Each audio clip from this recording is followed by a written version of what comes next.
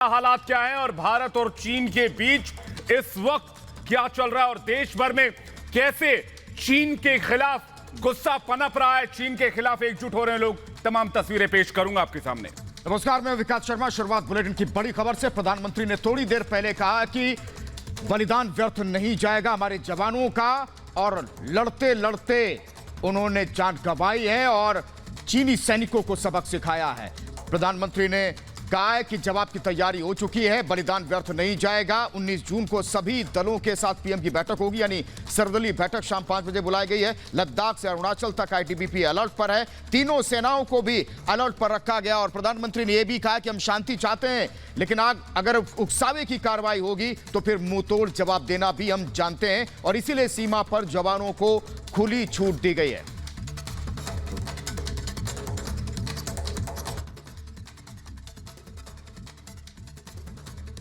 मैं देश को भरोसा दिलाना चाहता हूं, हमारे जवानों का बलिदान व्यर्थ नहीं जाएगा। हमारे लिए भारत की अखंडता और संप्रभुता सर्वोच्च है, और इसकी रक्षा करने से हमें कोई भी रोक नहीं सकता। इस बारे में किसी को भी जरा भी भ्रम या संदेह नहीं होना चाहिए। शांति की, पूरी मानवता के कल्याण की कामना की है। हमने हमेशा से ही अपने पड़ोसियों के साथ एक कोऑपरेटिव और फ्रेंडली तरीके से मिलकर काम किया है। हमेशा उनके विकास और कल्याण की कामना की है।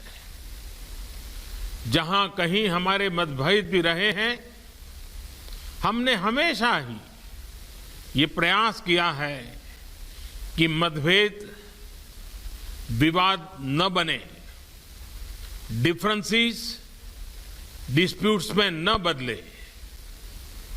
हम कभी किसी को भी उकसाते नहीं हैं, लेकिन हम अपने देश की अखंडता और संप्रभुता के साथ समझौता भी नहीं करते हैं।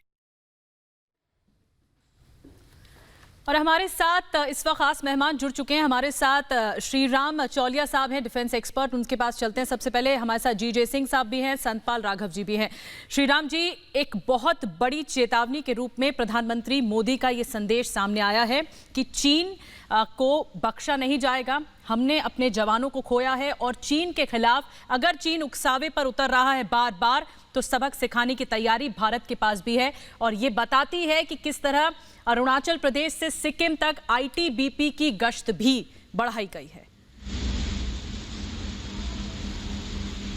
जी हाँ, मेरे ख्याल से जब उन्होंने कहा प्रधानमंत्री ने कि ये बलिदान जो है ये व्यर्थ नहीं जाएगा, इसका मतलब साफ है कि गलवान से इन घुसपैठियों को निकाल फेंका जाएगा। चाहे उस पे जोर लगाएं या साथ साथ ये बातचीत भी चलती रहे, लेकिन आखिर हमारा जो लक्ष्य है वो हम प्राप्त करके रहेंगे कि इन्हें निकालेंगे हम वहां से, सबसे पहले चीनियों को। दूसरा, ये जो उन्होंने एक और चीज कही कि भारत की जो टेरिटोरियल इंटेग्रिटी है, यूनिटी, अखंडता और संप्रभुता, इसे हमें डिफेंड करने से कोई नहीं रोक सकता, जहां तक मेरी समझ है। इसका मतलब यह है कि जो हमारी जो बॉर्डर व्यवस्थाएं हैं, जो सरहद पर जो ढांचागत जितने भी हमारी चीजें हैं, वो हम लगातार बनाते ही जाएंगे, क्योंकि चीन का मकसद था। बिल्कुल, प्रधानमंत्री के मैसेज के बाद कम से कम ये तो साफ है श्रीराम चौलिया जो बात आप कह रहे हैं, लेकिन इस बीच एक बड़ी खबर आ रही है, उसका भी हम रुख करेंगे। बड़ी खबर का रुख करते हैं, सबसे बड़ी कवरेज लगातार आप तक पहुंच